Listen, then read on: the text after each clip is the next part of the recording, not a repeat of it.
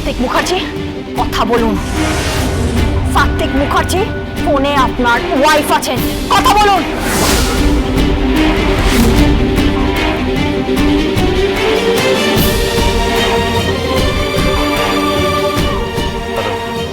তুমি আবার কি শুরু করেছো? হ্যাঁ, কি শুরু করেছো তুমি? তুমি ওর কানের সামনে গিয়ে ঘ্যান ঘ্যান করে বলছো যে তুমি ওকে ভালোবাসো। তুমি ওখানে কি করছো সাত্বিক, বলো? তুমি আমাকে নিজের মুখে বলেছো যে তুমি আমাকে ভালোবাসো, তাও একবার নয়, বারবার বারবার তুমি আমাকে আই লাভ ইউ বলেছো। মনে আছে তোমার? মনে আছে?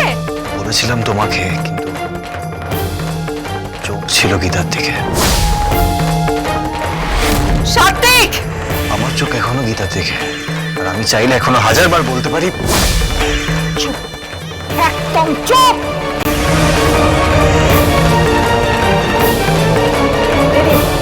তোর বরকে এক্ষুনি এখান থেকে নিয়ে যা, নাহলে কিন্তু ঘাড় ধাক্কা দিয়ে বের করে দেব। গীতা, হ্যাঁ, নিজের বরকে নিজের ঘরে নিজের আঁচলে বেঁধে রাখতে শেখ। আমি দ্বিতীয়বার ওনাকে এখানে দেখতে চাই না। আর ভালোবাসার মানেটা উনি বোঝেন না, একদম বোঝেন না।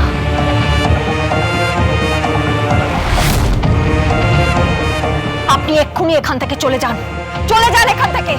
আর দ্বিতীয়বার যেন এই বাড়িতে আপনাকে না দেখি।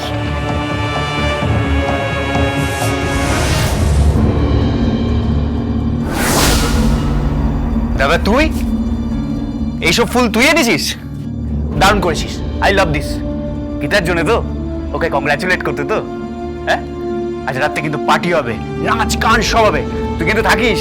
হ্যাঁ গীতা, গীতা।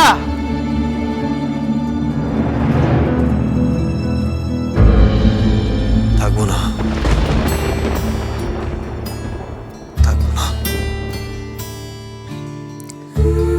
চলে যাবো এখান থেকে, চলে যাবো।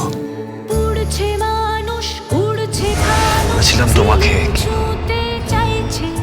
চোখ ছিল গীতার দিকে, আর আমি চাইলে এখনো হাজারবার বলতে পারি। চুপ, একদম চুপ।